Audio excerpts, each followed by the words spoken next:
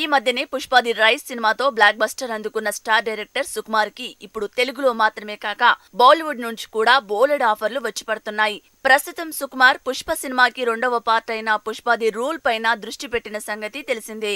ఈ సినిమాతో బిజీగా ఉన్న సుకుమార్ తదుపరి సినిమా గురించి ఓ ఆసక్తికరమైన వార్త ఇప్పుడు సోషల్ మీడియాలో వైరల్ గా మారింది.